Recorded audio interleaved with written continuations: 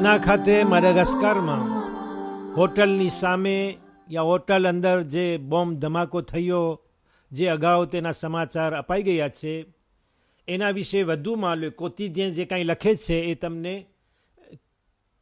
બયાન કરું છું કે માડાગાસ્કર ખાતે તનામાં એક વતન પ્રેમી ટોળું ઊભું થયું છે અને તેમના તરફથી કહેવાયું છે કે જે લોકો દેશની પ્રજાસત્તા ઉપર દખલગીરી કરે છે, સુવરનતે નેશનલ ઉપર, અને તેવા દેશોના વિરોધ કરનાર છે અને તેઓને ગુનેગાર ઠેરવે છે આ ગ્રુપ, કે અમે દેશ વતનીઓની તકદીર બનાવવાની હકથી અમને મહેરૂમ રાખે છે. યાને કે દેશ માટે શું સારું અને ખરાબ છે એ જાણવું અમારા હાથમાં છે, કે જે અમે માડાગાસ્કરના વતની છીએ, એમ નહીં કે બહારના દેશો આવીને અમને શીખવે. આ ટોળાના માણસોએ ત્યાં ખાતે દેશ પરદેશના પ્રતિનિધિઓને, એમ્બેસેડર અથવા રિપ્રેઝેન્ટન્ટ ઉપર આ પ્રમાણે કાગળ લખીને જાણ કરી છે અને વધુમાં લખ્યું છે કે અત્યારે ચૂંટણીની જે યોજના કરવામાં આવી છે તે અમારા ઈરાદાથી વિરુદ્ધ છે. માડાગાસ્કરમાં દેશના પ્રમુખની ચૂંટણી 25 ઓક્ટોબર 25 ઓક્ટોબરના થવા નક્કી થયું છે. ધાર્મિક નવીનમાં જે તમારી સામે પેશ થયું, હિન્દુ ધર્મના મહાદેવ કે જેને ગણેશ કહેવામાં આવે છે, એના બારામાં કોતિદિયન વધુમાં લખે છે કે ગણેશની બંદગી, એની પરસ્તિશ, એની પૂજા ઇન્ડિયાના તમામ હિન્દુ ધર્મના અનુયાયીઓ કરે છે. એશિયામાં, આઝીમાં, મલેશિયામાં, શ્રીલંકામાં, યુરોપમાં ઘણી જગ્યાએ થાય છે, જેમ કે અહીં રેવિન્યોનમાં. ગયા રવિવારના પારિસ ખાતે આ જુલુસ બહાર નીકળ્યું હતું અને મોટી ખુશીનો દિન મનાવવામાં આવ્યો હતો. ગણેશ દેવ ઇન્સાનની સુરતમાં છે, તેમનું માથું હાથીનું બતાવે છે અને તેને ખુદાઓનો ખુદા માનવામાં આવે છે, એમ કોતિદિયનનું કહેવું છે, જે વધુમાં લખે છે કે તેનાથી દરેક વસ્તુની શરૂઆત થાય છે, જેમાં બ્રહ્માની, વિષ્ણુ અને શિવાની શક્તિ સમાયેલી છે. મોરિસના સમાચાર જે બંગાળીને ત્યાંથી કાઢવામાં આવ્યા છે અને તેમના દેશ મોકલી દેવામાં આવ્યા છે, તેના બારામાં વધુમાં લખતા કોતિદિયન કહે છે કે ગયા બુધવારના 15 બંગાળી વાસીઓને, 15 માણસોને કાઢી મૂકવામાં આવ્યા છે અને એવા 93 માણસો, 93 પર્સન બેંગાલીને છે કે જેમને તેના વતન ભેગા કરી આપવામાં આવશે, છતાં કે તેઓ તેમનો પગાર વધારવાની માંગણી કરતા હતા અને તેના ઉપર આવી રીતે વર્તન થયું છે. ત્યાં ખાતે આવેલા સેન્ડિકાનું કહેવું છે કે સરકાર 2 જીભ રાખે છે, એક બોલ નથી. આ બહુ જ ખતરનાક રમત રમાઈ રહી છે. સેન્ડિકા આ ગંભીર બાબતનો વિરોધ દર્શાવે છે કે માણસો સાથે ગુલામગીરીભર્યું વર્તન દાખવવામાં આવે છે ને આજ 15 વર્ષ થયા એમ જ ચાલી રહ્યું છે અને આ જ પ્રમાણે સરકાર કરી રહી છે. તેમનું કહેવું છે કે 10,000 રૂપિયા, ધીમીલ રૂપિયાનો પગારની લાલચ આપવામાં આવે, પણ જ્યારે કોલ કરાર થાય ત્યારે ઓછો પગાર જણાવવામાં આવે છે. કામકાજ ખાતાના પ્રધાનનું કહેવું છે કે મિનિસ્ટર du travailનું કે કોતિદિયન વધુમાં ટાંકે છે કે હવેથી કારખાનાઓની અંદર, ઇન્ડસ્ટ્રીની અંદર મોરિસના વતનીઓને જ કામે લગાવશે, જ્યારે કે સામેથી સેન્ડિકાનું કહેવું છે કે મોરિસમાં કામની અછત નથી, પણ ઇજ્જતભર્યા, માનભર્યા કામની અછત છે. એ જ મોરિસના નવીનમાં આગળ આવી ગયું. અને વધુમાં હું કોતિદિયામાંથી કાઢીને તમને સંભળાવું છું કે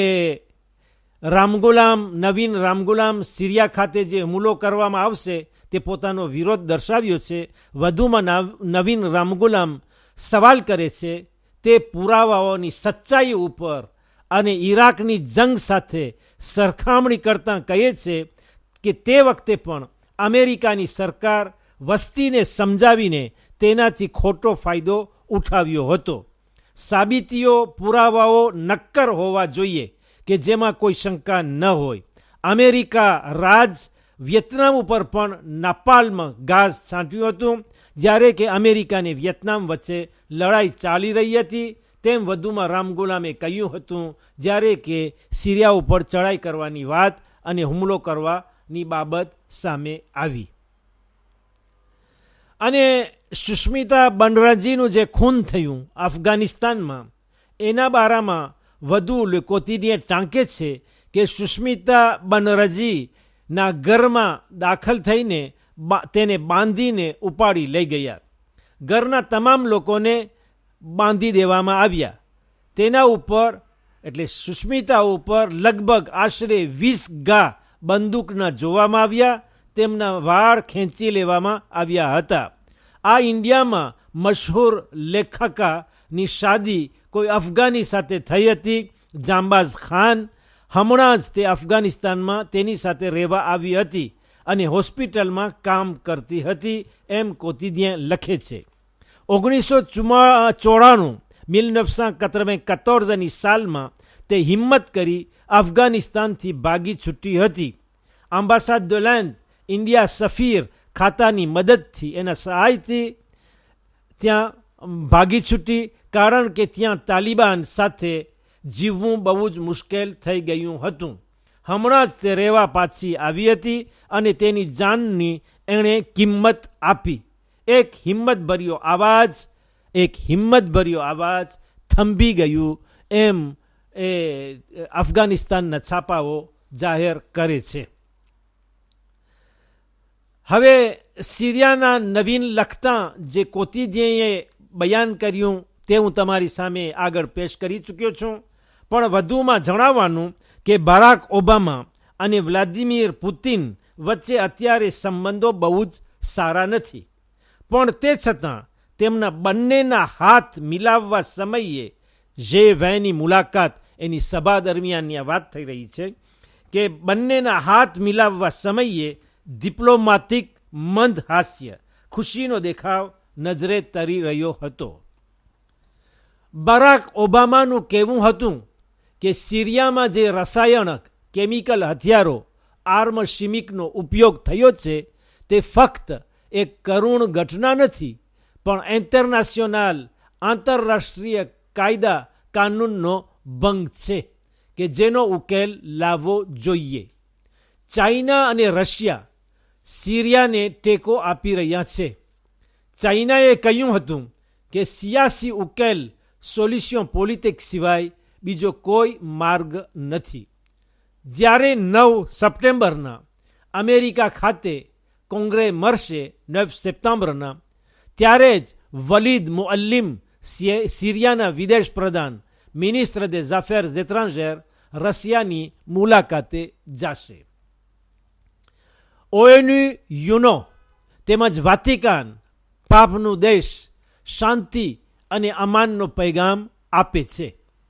પાપ ફ્રાન્સવા વ્લાદિમીર પુતિન ઉપર આ સિરિયા બારામાં પત્ર લખ્યો છે કારણ કે તે G20નો પ્રમુખ છે. યુરોપના તમામ દેશો આ બારામાં જુદા જુદા મત ધરાવે છે. ફક્ત ફ્રાન્સ સિરિયા ઉપર હુમલો કરવા તત્પરતા દેખાડે છે.